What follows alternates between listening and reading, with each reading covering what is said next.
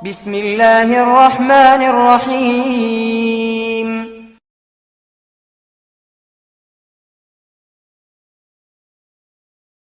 അള്ളാഹുവിനെ നമുക്ക് വലിയ ഇഷ്ടമാണ്. പക്ഷെ ആ ഇഷ്ടത്തിന്റെ പ്രകടനം എങ്ങനെയെന്ന് നമുക്കറിയില്ല. എത്ര നിസ്സാരമായ കാര്യമാണെങ്കിലും അള്ളാഹുവിനോട് അങ്ങോട്ട് പറയാൻ നമ്മൾ മെനക്കെടില്ല. എല്ലാം കഴിഞ്ഞ് എല്ലാവരും കൈയൊഴിഞ്ഞ് കണ്ണുനീരിൽ മാത്രം നമ്മൾ നിൽക്കുന്ന ഒരു സന്ദർഭത്തിൽ അല്ലാഹ് എന്നൊരു ഓർമ്മയിലേക്ക് നമ്മൾ മൊത്തത്തിൽ മടങ്ങുക. ഖുർആൻ പറയുന്നുണ്ട്, ഖുൽ മാ യഅബഉ ബികും റബ്ബി ലൗലാ ദുആഉകും. നിങ്ങൾ അല്ലാഹുവിനോട് ദുആ ചെയ്യുക എന്ന സ്വഭാവം നിങ്ങളിൽ ഇല്ലെങ്കിൽ അല്ലാഹു നിങ്ങളെ പരിഗണിക്കില്ല എന്ന് പറഞ്ഞേക്ക് നബിയെ പരിശുദ്ധ ഖുർആൻ. ഫഖദ് കദ്ദബതും ഫസൗഫ യകൂനു ലിസാമ. ഖുർആന്റെ ശക്തമായ ഒരു ഭാഷയാണത്. നമ്മെ അല്ലാഹു ഏതെങ്കിലും ഒരു അർത്ഥത്തിൽ പരിഗണിക്കണമെങ്കിൽ അല്ലാഹു നമ്മെ പരിഗണിക്കുമാറാവട്ടെ. ആരാലും ഒന്നും ആവശ്യമില്ലാത്ത ഗനിയും മുഗനിയും സമതുമായ തമ്പുരാൻ അവന്റെ അടിമകളിലെ നിസ്സാരരായ നമ്മെ എന്തെങ്കിലും ഒരു കാരണത്താൽ പരിഗണിക്കണമെങ്കിൽ അതിന് ഏറ്റവും എളുപ്പമായ ഒരു കാര്യം, കാരണം അത് ദുആ ആണെന്ന് ഖുർആൻ. എപ്പോഴും അല്ലാഹുവിനോട് ആത്മാവിൽ തട്ടിയ പ്രാർത്ഥനയുമായി ബന്ധപ്പെടാൻ നമ്മൾ ശ്രമിച്ചാൽ ഇൻഷാ അല്ലാഹ് നമ്മുടെ മനസ്സിൽ മാറ്റം വരും. ഒരു അഅറാബിയായ മനുഷ്യൻ വന്നുകൊണ്ട് അല്ലാഹുവിന്റെ ഹബീബ് സല്ലല്ലാഹു അലൈഹി വസല്ലമ തങ്ങളോട് അല്ലാഹുവിനെ കുറിച്ചുള്ള അയാളുടെ സങ്കല്പം തുറന്നു പറയാം. കുറെ ആലോചിച്ചിട്ടാ വന്നത്. മഹാനായ ഇമാം ഇബ്നു കസീർ അവിടുത്തെ തഫ്സീറിൽ രേഖപ്പെടുത്തുന്നത് കാണാം. അഅറാബിയായ മനുഷ്യൻ പരിശുദ്ധ റസൂൽ സല്ലല്ലാഹു അലൈഹി വസല്ലമ തങ്ങളോട് അല്ലാഹുവിനെ കുറിച്ചുള്ള തന്റെ മനസ്സിന്റെ അകത്തെ കൺസെപ്റ്റ് പങ്കുവെക്കാം. അല്ലാഹ് എന്ന് പറഞ്ഞാൽ ഒരുപാട് അകലെയൊക്കെ ആയിരിക്കും. നമ്മയൊക്കെ ഇപ്പൊ വല്ലാതെ പരിഗണിച്ചു കൊള്ളണമെന്നില്ല. എന്നാലും ഒരു തോന്നല്, അല്ലാഹുമായി അടുക്കാൻ കഴിയണമെങ്കിൽ, സാധുവായ എനിക്ക് അള്ളാഹുവിനോട് ഒരു അടുപ്പം സ്ഥാപിക്കണമെങ്കിൽ അല്ലാഹ് അത്ര അകലെ ആയാൽ പറ്റൂലല്ലോ. ആശയക്കുഴപ്പം ദൂരീകരിക്കാൻ വേണ്ടി പരിശുദ്ധ റസൂൽ സല്ലല്ലാഹു അലൈഹി വസല്ലം തങ്ങളുടെ അടുക്കൽ വന്നിട്ട് ചോദിച്ചു, നബിയെ സല്ലല്ലാഹു അലൈഹി വസല്ലം, അല്ലാഹു അകലെയാണോ അതോ അടുത്താണോ? വല്ലാത്തൊരു ചോദ്യമാണ്. ഹബീബ് നബി സല്ലല്ലാഹു അലൈഹി വസല്ലം തങ്ങൾ മറുപടി പറഞ്ഞില്ല. എന്താ ഇപ്പൊ അദ്ദേഹത്തിന്റെ ഭാഷയിൽ അദ്ദേഹത്തോട് പ്രതിവചിക്കാൻ കഴിയാം? അവിടുന്ന് കുറച്ച് കാത്തിരുന്നു. ആ സമയത്താണ് പരിശുദ്ധമായ ഖുർആൻ, അല്ലാഹുവിന്റെ ഖുർആൻ സൂറത്തുൽ ബഖറയുടെ 186-ാമത്തെ ആയത്ത് അവതരിക്കുന്നത്. വഇദാ സഅലക ഇബാദി അന്നി ഫഇന്നി ഖരീബ് ഉജീബു ദഅവത്തദ്ദാഇ ഇദാ ദഅനി ഫലസ്തജീബൂ ലീ വൽയുഅ്മിനൂ ബി ലഅല്ലഹും യർശുദൂൻ. എന്നെ കുറിച്ച് എന്റെ അടിമകൾ അങ്ങയോട് ചോദിച്ചു വന്നാൽ നബിയെ അങ്ങ് അവരോട് പറയണം, അല്ലാഹു അകലെയല്ല, അല്ലാഹു തൊട്ടടുത്താണ്. അല്ലാഹു നമുക്ക് കരുണ ചെയ്യട്ടെ. അല്ലാഹു അകലെയല്ല. നമ്മുടെ സങ്കടങ്ങൾ കേൾക്കാൻ കൂർപ്പിച്ചു വെച്ചിരിക്കുന്ന കാതുമായി കാരുണ്യത്തിന്റെ തമ്പുരാൻ തൊട്ടടുത്തുണ്ടെന്ന് പറയ നബിയേ. അല്ലാഹു എങ്ങനെ ഇരിക്കുന്നറിയോ? ഉജീബു ദഅവത്തദ്ദാഇ, വിളിച്ചു ചോദിക്കുന്നവനെ, എന്നെ വിളിച്ച് പ്രാർത്ഥിക്കുന്നവന് ഞാൻ ഉത്തരം ചെയ്യാൻ നിരതനാണെന്ന് പറയ നബിയെ സല്ലല്ലാഹു അലൈഹി വസല്ലം. ഒരൊറ്റ നിബന്ധന, ഇദാ ദഅനി, എന്നെ വിളിച്ച് ദുആ ചെയ്താൽ ഞാൻ ഉത്തരം ചെയ്യും വിധം സമീപമാണെന്ന് പറയ നബിയെ പരിശുദ്ധമായ ഖുർആൻ.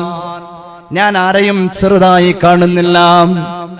സഹോദരന്മാരെ, എപ്പോഴും അല്ലാഹുവിനോട് ദുആ ചെയ്യാനുള്ള ഒരു മനസ്സുമായി കഴിയുന്നവരാ നമ്മൾ.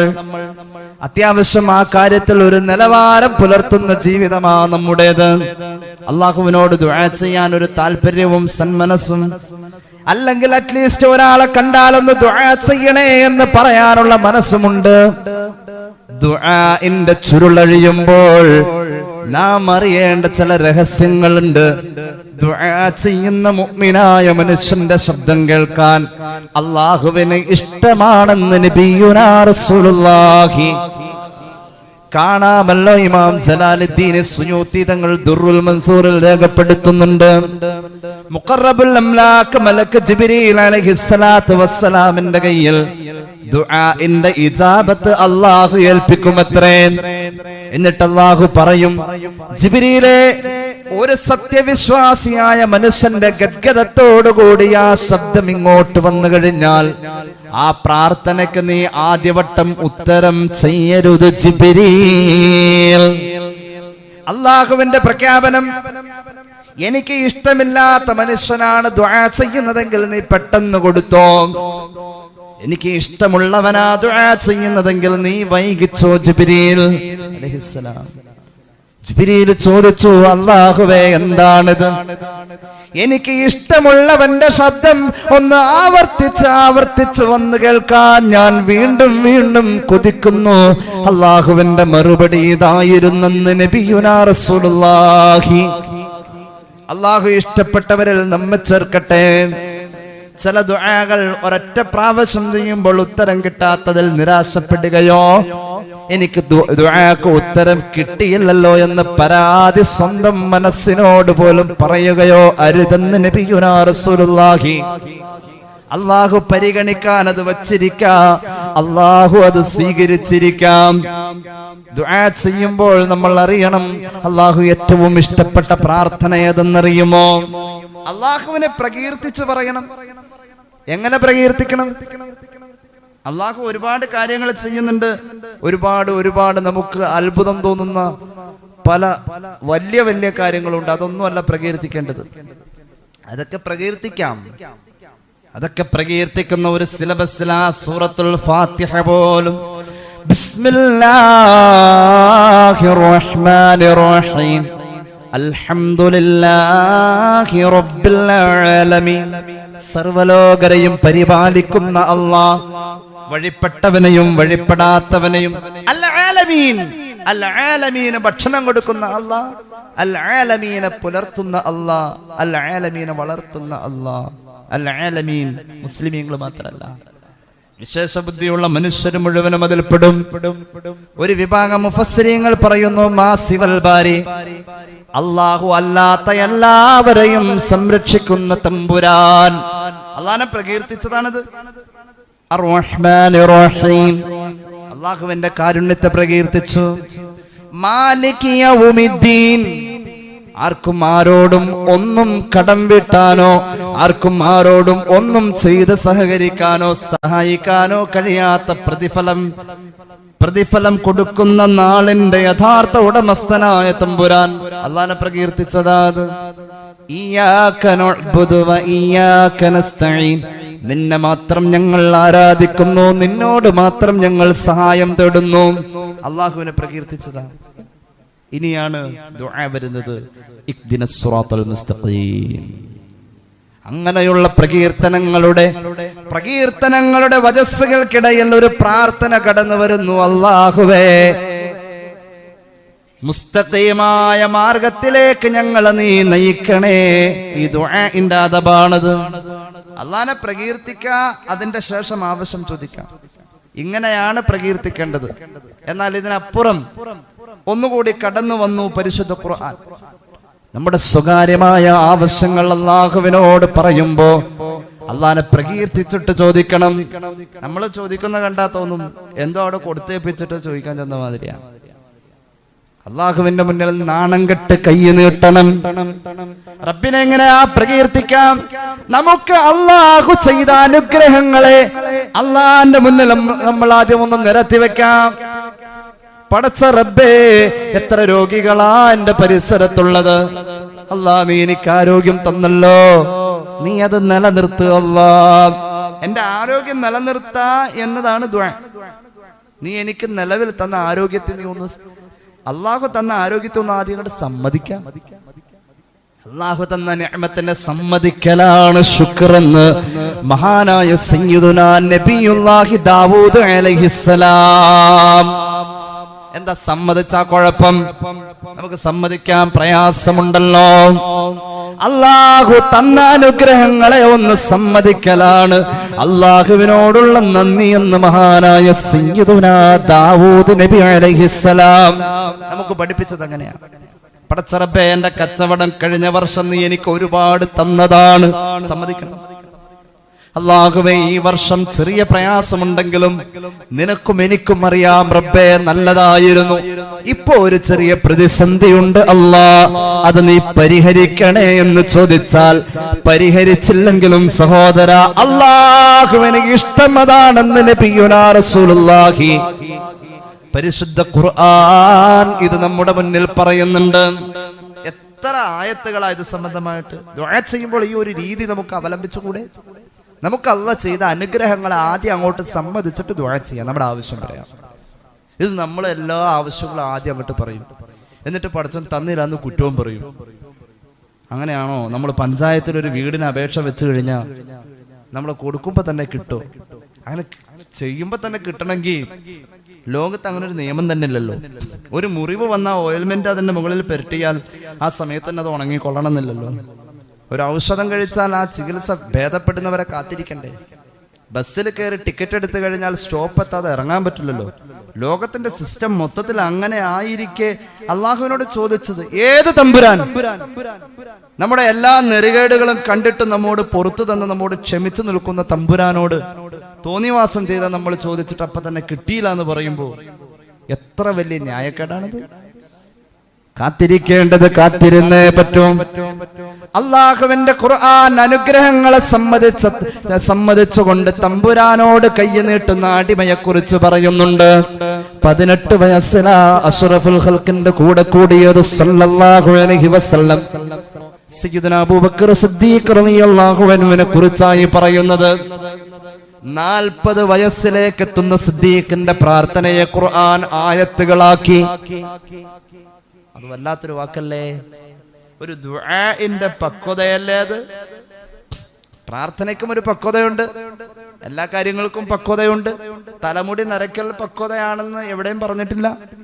പക്വതയുടെ റുസ്ദ് എന്ന വാക്കിന് മഹാന്മാരായ ഫുഖഹാ കൊടുക്കുന്ന കൃത്യമായ വ്യാഖ്യാനമുണ്ട്. തലമുടി നരച്ചു എന്ന് വെച്ചാൽ പക്വതയായെന്നല്ല, പിന്നെന്താ? പക്വതയുള്ള കുറെ മനുഷ്യന്മാരെ തലമുടി നരച്ചവരായി കാണാറുണ്ട്. അതിലൊരു പതിവായി വന്നതുകൊണ്ട് അങ്ങനെ പറഞ്ഞു എന്നുള്ളൂ.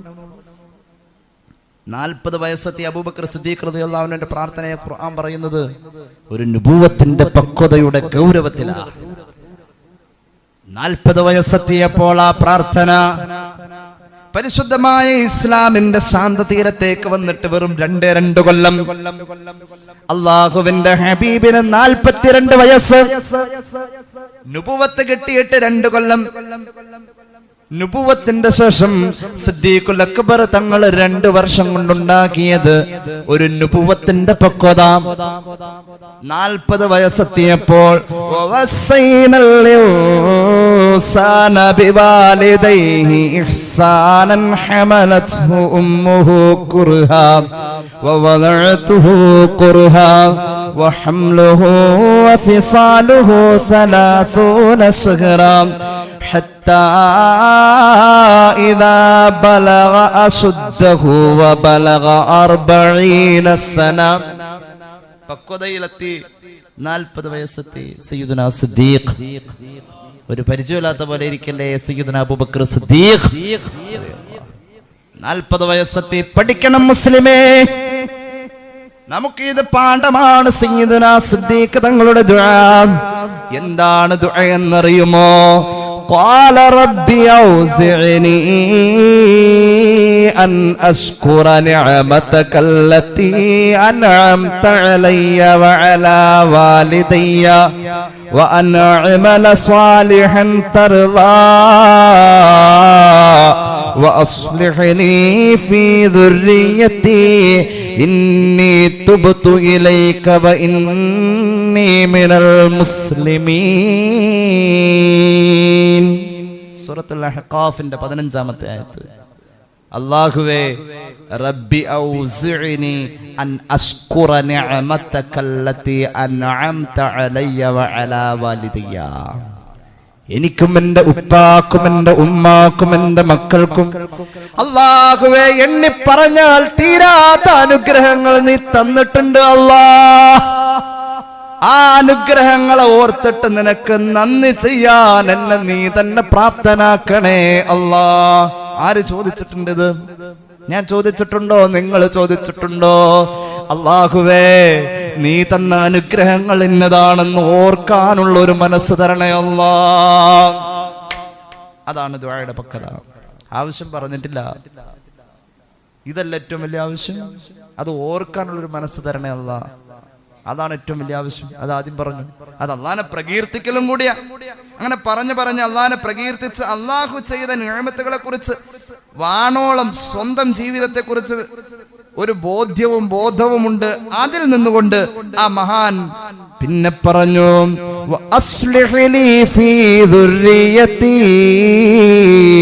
എന്റെ തലമുറയിൽ നീ സ്വലാഹിയത്ത് നൽകണേ അല്ലാഹ്. സയ്യിദുനാ സിദ്ദീഖ് ഈ പ്രാർത്ഥനയ്ക്ക് ഖുർആൻ ആയത്തിന്റെ പ്രാധാന്യത്തിൽ ഖുർആൻ ഇതിനെ ഉദ്ധരിക്കുമ്പോൾ ചരിത്രത്തിന്റെ പ്രാധാന്യത്തിൽ ഇതിന്റെ പക്വതയും ഖുർആൻ വ്യക്തമാക്കുന്നു. ആരുടെ ദുആയാ ഇതെന്നറിയുമോ? സൂറത്തുൻ നംൽ എടുത്തു നോക്കിയാൽ നമുക്ക് കാണാം അതിന്റെ 19-ാമത്തെ ആയത്തിൽ അല്ലാഹുവിന്റെ പ്രവാചകന്മാരിൽ പ്രമുഖനും പ്രധാനിയും ഒരു കിതാബിന്റെ ഉടമയുമായ മഹാനായ ദാവൂദ് നബി അലൈഹിസ്സലാത്തു വസ്സലാമിന്റെ പൊന്നുമോൻ സയ്യിദുനാ സുലൈമാൻ. 4 വേദഗ്രന്ഥങ്ങളുടെ അനുഗ്രഹീതമായ സാന്നിധ്യത്തിൽ ശ്രദ്ധേയനാണ് സയ്യിദുനാ ദാവൂദ് അലൈഹിസ്സലാം. 1,24,000 നബിമാരിൽ ദാവൂദ് നബിയുടെ പ്രത്യേകതയാണ് 4 കിതാബിൽ 1 കിതാബ് അല്ലാഹു കൊടുത്ത മഹാന. ആ മഹാനെ പോലും തിരുത്തിയ തന്റെ പ്രിയപ്പെട്ട മകൻ സയ്യിദുനാ സുലൈമാൻ അലൈഹിസ്സലാം, ആ പിതാവിനെ പോലും ഒരു വിധിയിൽ തിരുത്തിയതായി ഖുർആൻ പറയുന്നുണ്ട് സൂറത്തുൽ അംബിയ. 4 വേദഗ്രന്ഥങ്ങൾ 1,24,000 പ്രവാചകന്മാർക്കിടയിൽ അള്ളാഹു വിഹിതിക്കുമ്പോൾ അതിൽ ഒരാൾ ദാവൂദ് നബിയാണെന്ന് പറയുമ്പോൾ 1,24,000 അദ്ദേഹത്തിന് ഒരു പ്രത്യേകതയുണ്ട്. 4-ൽ ഒരാളാണ്. ആ പിതൃത്വത്തെ പോലും ആ നുബുവത്തിനെ പോലും പൊന്നുമോൻ സുലൈമാൻ അലൈഹിസ്സലാം തിരുത്തിയതായി ഖുർആൻ പറയുന്നുണ്ട്. അത്ര വലിയ തിരുത്തൽ നടത്തിയ ആ മഹാനായ പ്രവാചകൻ ലോകം മുഴുവനും ആകാശത്തിന്റെ ചുവട്ടിലെ സർവസൃഷ്ടി ചരാചരങ്ങളുടെയും അധികാര സോപാനങ്ങളിലെ ഹേമസിംഹാസനത്തിൽ വിരാജിക്കാനുള്ള അതുല്യമായ ആ അവസരം അല്ലാഹു കൊടുത്ത വലിയ നുബുവത്തും വലിയ രാഷ്ട്രീയ ബോധവും വലിയ ഇച്ഛാശക്തിയുമുള്ള മഹാനായ മനുഷ്യന്റെ ദുആഇന്റെ പക്വതയെ മഹാനായ സയ്യിദുനാ അബൂബക്കർ സിദ്ദീഖ് റളിയല്ലാഹു അൻഹു ആവർത്തിച്ചു എന്ന് ഖുർആൻ. സയ്യിദുനാ സുലൈമാൻ നബിയുടെ ദുആ فتبسم ضاحكا من قولها وقال رب أوزعني أن أشكر نعمتك التي أنعمت علي وعلى والدي وأن أعمل صالحا ترضاه وأدخلني برحمتك في عبادك الصالحين. അല്ലാഹുവേ, മഹാന്മാരുടെ വാക്കുകളൊന്നും പാടല്ല തമ്പുരാനെ. എത്ര അത്ഭുതമാ സയ്യിദുനാ സിദ്ദീഖ്. സിദ്ദീഖ് തങ്ങൾ ഇത് സുലൈമാൻ നബിയുടെ ദുആയാണെന്ന് കേട്ട് കാണാതെ പഠിച്ചിട്ട് ഓതിയതല്ല. നുബുവത്തിന്റെ 2-ാം കൊല്ലത്തിലാണ് മഹാനവരുകൾ ആ ദുആ കൊണ്ട് മുൻകടക്കുന്നതെങ്കിൽ പിന്നെ എത്ര കാലം കഴിഞ്ഞിട്ടാ സുലൈമാൻ നബിയുടെ ദുആഇനെ ഖുർആൻ വഹിയായി ഉദ്ധരിക്കുന്നത്? സിദ്ദീഖ് തങ്ങൾ ദുആ എന്നത് പിന്നെ ഖുർആൻ പിന്നീട് വഹി വന്നു. ഇത് നേരത്തെ സുലൈമാൻ നബി ദുആ ചെയ്ത വാക്കുകളാണെന്ന്. അപ്പൊ സിദ്ദീഖ് റളിയല്ലാഹു അൻഹു ഖുർആൻ വെച്ച് നോക്കിയിട്ട് അതിങ്ങനെ ഒരു എന്താ പറയാ ഒരു സംഭവമാക്കി അതങ്ങനെ ആവർത്തിച്ചതൊന്നുമല്ല. ഹൃദയത്തിൽ നിന്നും വന്ന ഇലാഹി സ്പർശം വാക്കുകളായി ഒഴുകിയിറങ്ങിയ അനർഘ നിമിഷങ്ങളാണിത്. അള്ളാഹു നമുക്ക് തൗഫീഖ് ചെയ്യട്ടെ. ഒരിക്കലും അള്ളാഹു ചെയ്ത അനുഗ്രഹങ്ങൾ നമ്മൾ സമ്മതിക്കുന്നില്ലല്ലോ. അത് അള്ളാഹുടെ മുന്നിലും സമ്മതിക്കുന്നില്ല. പിന്നെ ആരെയെ ബോധ്യപ്പെടുത്താം? പച്ച കള്ളം പറയും നമ്മൾ, ഒരു മടിയുമില്ല കാര്യത്തിൽ. നമ്മൾ എപ്പോഴും മറ്റുള്ളവരുടെ മുന്നിൽ അനുഗ്രഹങ്ങൾ ഉണ്ടെങ്കിൽ തന്നെ അത് മറച്ചു വെക്കാൻ നോക്കും. മറച്ചു വെക്കേണ്ടത് ചില സന്ദർഭങ്ങളിലൊക്കെ നല്ലതാണ്. പക്ഷെ പ്രാർത്ഥനയിൽ അള്ളാഹുവിനോട് പോലും ആ കള്ളത്തരം കാണിക്കേണ്ട കാര്യമില്ലല്ലോ. അള്ളാഹുവിനോട് ദുആ ചെയ്യാൻ ഒരുപാടില്ലേ? ദുആ ചെയ്യുന്നതിന്റെ മുന്നേ അള്ളാഹ് ചെയ്ത അനുഗ്രഹങ്ങൾ ഒരു 10 എണ്ണമെങ്കിലും എടുത്തു പറയണം. അള്ളാഹുവേ, കല്യാണം കഴിച്ചിട്ട് ഒരുപാട് ആളുകൾക്ക് മക്കളില്ല, എനിക്ക് നീ മക്കളെ തന്നു അല്ലാ, അൽഹംദുലില്ലാഹ്. പടച്ച റബ്ബേ, വീടില്ലാത്ത എത്ര ആളുകളാണ്, എനിക്ക് വീട് തന്നു അല്ലാ, അൽഹംദുലില്ലാഹ്. അങ്ങനെ ഒരുപാട് നീ തന്നെങ്കിലും ഞാനൊരു ചെറുത് ചോദിക്കട്ടെ. ഇന്ന വിസ എനിക്ക് വന്നിട്ടുണ്ട്, ഒരു ജോലി ഞാൻ പ്രതീക്ഷിക്കുന്നുണ്ട്, നീ എനിക്ക് തരൂലെ അല്ലാ. ഇങ്ങനെ ഒരു ബന്ധം അല്ലാഹുവുമായി ഉണ്ടായാൽ നമുക്കെന്ത് ആത്മനിർവൃതിയായിരിക്കും. റമളാനും അതുപോലെ തന്നെ മറ്റുള്ള അമലുകളുമായി ബന്ധപ്പെടുന്ന സന്ദർഭങ്ങളിലൊക്കെ അല്ലാഹു തൗഫീഖ് ചെയ്യുമാറാവട്ടെ. ഇത് ലോകത്ത് വന്ന എല്ലാ മഹാന്മാരും അവലംബിച്ചു എന്നുള്ളതാണ്. സിദ്ദീഖ് റളിയല്ലാഹു അൻഹു മാത്രമല്ല, സ്വഹാബത്തിൽ പലരെയും നബി തങ്ങൾ ഇത് ഉപദേശിച്ചതായി നമുക്ക് കാണാൻ കഴിയും. സുലൈമാൻ നബി ചെയ്തു എന്ന് ചരിത്രം ആയി ഖുർആൻ സമർത്ഥിച്ച സംഭവം, ഉറുമ്പിന്റെ മുന്നിൽ ചെന്ന് നിന്നുകൊണ്ട് ഉറുമ്പിന്റെ ആ ചെറിയ ചെറിയ ശബ്ദവേദികളെ കാതുകുറിപ്പിച്ച് കേൾക്കാൻ കഴിയുന്ന മുഅ്ജിസത്തിന്റെ വലിയ ഒരു അനുഗ്രഹം കിട്ടിയ സുലൈമാൻ നബി ഉറുമ്പിന്റെ സംഭാഷണം കേട്ടിട്ട് ചിരിച്ചിട്ടാ ദുആ ചെയ്തത്. അല്ലാഹുവേ, ഈ നിഅമത്തുകളെ ഞാൻ മറക്കുന്നില്ല അല്ലാ. ഉറുമ്പ് സംസാരിക്കുന്നത് കേട്ട് ഉറുമ്പിനോട് സംവദിക്കാൻ കഴിയുന്ന അത്ര വലിയ പ്രാപ്തനായ മഹാൻ അള്ളാഹു ചെയ്ത അനുഗ്രഹങ്ങളെ വിസ്മരിക്കുന്നില്ല. അത് സിദ്ദീഖ് തങ്ങൾ ആവർത്തിച്ചു എന്നോടത്ത് മാത്രം ചരിത്രം ഒതുങ്ങുന്നില്ല. ഇമാം അബൂ ദാവൂദ് അവിടുത്തെ സുനനിൽ രസകരമായ ഒരു സനദിലൂടെ ഒരു ഹദീസ് പറയുന്നത് കാണാം. മഹാനായ മുആദ് ബിൻ ജബൽ റളിയല്ലാഹു അൻഹുവിനെ തൊട്ട് നിവേദനം. മുആദ് ബിൻ ജബൽ റളിയല്ലാഹു അൻഹു ഈ ഹദീസ് പറയുന്നത് കേട്ടത് മഹാനായ സുനാബിഹി റളിയല്ലാഹു അൻഹു ആണ്. അദ്ദേഹത്തിൽ നിന്നും മഹാനായ അബൂ അബ്ദുറഹ്മാൻ റളിയല്ലാഹു അൻഹു ആണ്. ആ സനദ് എങ്ങനെയാ പോകുന്നത്? അവർ മുഴുവനും ഈ ഹദീസ് നിവേദനം ചെയ്ത പരമ്പര മുഴുവനും ഒരാൾക്ക് ശേഷം മറ്റൊരാൾക്ക് അത് പഠിപ്പിച്ചു കൊടുത്താണ് ഈ രീതിയെ അവലംബിച്ചതായി ഹദീസ് ഗ്രന്ഥങ്ങളിൽ കാണാൻ കഴിയുന്നത്. ഇമാം അബൂ ദാവൂദ് സുനനിൽ ഉദ്ധരിക്കുന്നത് കാണാം. മുആദ് ബിൻ ജബൽ റളിയല്ലാഹു അൻഹു അല്ലാഹുവിന്റെ ഹബീബിന്റെ പ്രിയപ്പെട്ട സ്വഹാബി, മഹാനവറുകൾ പറയാ, അന്ന റസൂലുള്ളാഹി സ്വല്ലല്ലാഹു അലൈഹി വസല്ലമ അഖദ ബിയദിഹി, മുആദിന്റെ കൈക്ക് റസൂലുള്ള സ്നേഹത്തോട് കൂടെ പിടിച്ചു. അങ്ങോട്ട് പിടിക്കാണ്. വലിയ ഗൗരവമുള്ള ഒരു കാര്യത്തിലേക്ക് അല്ലാഹുവിന്റെ ഹബീബ് ഉണർത്താനായി പ്രിയപ്പെട്ട സഹാബിയുടെ കയ്യിൽ ഇങ്ങനെ പിടിച്ചു. എന്നിട്ടോ അല്ലാഹുവിന്റെ ഹബീബ് മുആദിന്റെ മുഖത്തേക്ക് സ്നേഹത്തോടെ നോക്കിയിട്ട് വാത്സല്യത്തിന്റെ ശബ്ദത്തിൽ പറഞ്ഞു, യാ മുആദ്, മുആദേ, വല്ലാഹി ഇന്നി ലഉഹിബ്ബുക, വല്ലാഹി ഇന്നി ലഉഹിബ്ബുക. നബിയുനാ റസൂലുള്ളാഹി, മഹാനായ മുആദ് തങ്ങളെ, അങ്ങത്ര ഭാഗ്യവാൻ, കയ്യിൽ പിടിച്ചിട്ട് മുഖത്ത് നോക്കിയിട്ട് ചിരിച്ചിട്ട് നിന്നെ എനിക്ക് ഇഷ്ടമാണെന്ന് നിബിതങ്ങൾ 3 വട്ടം പറയുന്നത് കേൾക്കാൻ ലോകത്ത് ഭാഗ്യം ലഭിച്ച ചുരുക്കം ചിലരിൽ അങ്ങ് പെട്ടല്ലോ. മുആദേ, നിന്നെ എനിക്ക് ഇഷ്ടമാ, മുആദേ, നിന്നെ എനിക്ക് ഇഷ്ടമാ. നബിയുനാ റസൂലുള്ളാഹി, അല്ലാഹുവിന്റെ ഹബീബിന്റെ ഇഷ്ടം കിട്ടുന്നവരിൽ അല്ലാഹു നമ്മെ ഉൾപ്പെടുത്തട്ടെ. അത്ര ഇഷ്ടത്തോടുകൂടെ ആ സഹാബിയുടെ മനസ്സവിടെ അടിയറ വെച്ചു. നബിക്ക് എന്നെ ഇഷ്ടമാണെന്ന് പറയുന്നത് കേട്ടാൽ അലിഞ്ഞു പോകുന്ന മനസ്സല്ലേ, തളർന്നു പോകുന്ന ശരീരമല്ലേ, കൊഴിഞ്ഞു പോകുന്ന വികാരമല്ലേ. മുആദിന്റെ കൺതടം ഒലിച്ചിറങ്ങാം. കയ്യിൽ പിടിച്ച നബി തങ്ങൾ മുആദിനോട് സ്നേഹത്തിന്റെ വാക്കുകൾ പറഞ്ഞു.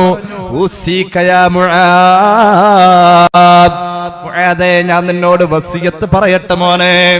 ആവശ്യപ്പെടട്ടെ എന്നല്ല പറഞ്ഞത്. വസിയത്തിന്റെ പ്രയോഗം തന്നെ മരണവുമായി ബന്ധപ്പെട്ട് നിൽക്കുന്ന നേരത്ത് പറയുന്ന ഒരു വല്ലാത്ത വാക്കുകളാ. അതിന്റെ സ്ഥാനം എങ്ങനെയാ? മരണനേരത്ത് ഒരാൾ ഒരു കാര്യം വിളിച്ചേൽപ്പിച്ചു കഴിഞ്ഞാൽ അതിന് പ്രാധാന്യം കൂടുതലല്ലേ? എന്നാൽ മരണനേരത്ത് പറയുന്ന പ്രാധാന്യം തന്നെ നീ കൽപ്പിച്ചോ. ഞാൻ നിന്നോട് വസിയത്തായി പറയുന്നു മോനെ, ലാ തദഅന്ന ഫീ ദുബരി കുല്ലി സ്വലാഹ്, എല്ലാ നിസ്കാരം കഴിഞ്ഞാലും പൊന്നുമോനെ നീ ഒഴിവാക്കല്ലേ ഈ ദുആ. ഒരു ദുആ ഉണ്ട്, അത് ഒഴിവാക്കല്ലേ. നിസ്കാരം കഴിഞ്ഞ ദുആ തന്നെ ഒഴിവാക്കാൻ പാടില്ല. പ്രത്യേകിച്ച് ജമാഅത്തായുള്ള നിസ്കാരത്തിൽ പങ്കെടുത്തിട്ട് ദുആ ചെയ്യാൻ സമയമുള്ളവർ അതിലിരിക്കും, അല്ലാത്തവർ എണീറ്റ് പോകും.